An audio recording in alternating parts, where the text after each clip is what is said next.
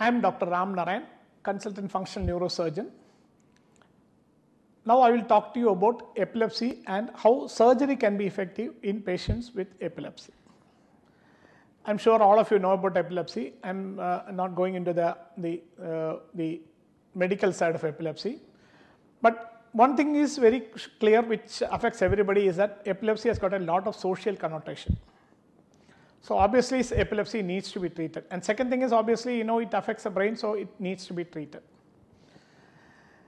There are various types of epilepsy coming on one side of the body, coming on both sides. Patients may lose consciousness, may not lose consciousness. So there are so many varieties of epilepsy.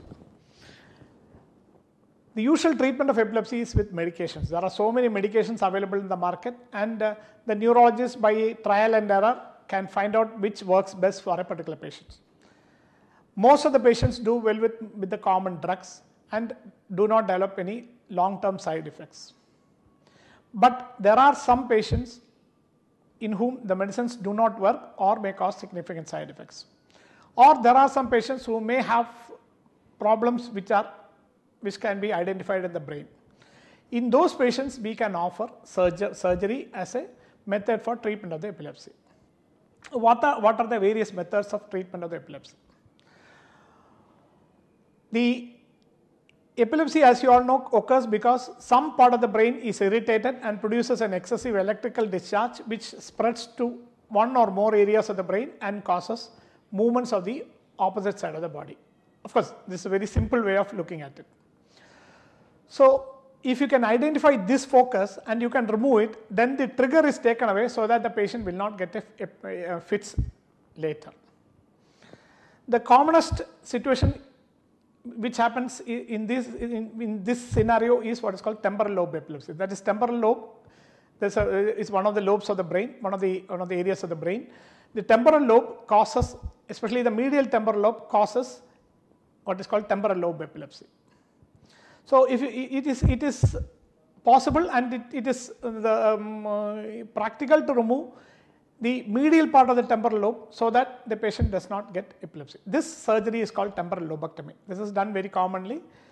But the most important thing is that the surgical team and the physicians and the radiologists, all this, the epilepsy team has to show that yes, this is the area from where the epilepsy is starting. So they had to do MRI, so many investigations, clinical assessments, so many things have been done. So there should be a concordance of all this input. But this is only probably 25% of the patients who have uncontrolled seizures. So in those patients, the rest of the 70-75%, what can we offer? There are two other methods which can be offered. One is called vagal nerve stimulation. Vagal nerve is a nerve which starts from the brain, which goes down the neck like this, which comes down and supplies the heart, the intestines and all that. So studies have shown that when you stimulate the vagal nerve here in the neck, you can actually cause reduction in the quantity of seizures. So you just like other stimulators like a pacemaker, you put a stimulator here, you connect the wire to the vagus nerve which is deep inside here, and you can control the seizures. This is very effective. It's a very simple surgery, but the disadvantage is that it does not abolish the seizures, it only reduces the frequency of the seizures. But otherwise it's a good surgery, it's a simple surgery, and the complication rate is practically nil. So nowadays what we do is we do what's called the deep brain stimulation of the surgery for epilepsy, that is intractable epilepsy. There is an area of the brain called the thalamus, and there is an area of the thalamus called the anterior nucleus of the thalamus. When you stimulate the anterior nucleus of the thalamus, you can control epilepsy. As I said earlier, for Parkinson's disease and other things, we use two electrodes which is put into the brain through the small burr hole, very small holes, pin-sized holes, and we stimulate this thing by putting a battery here.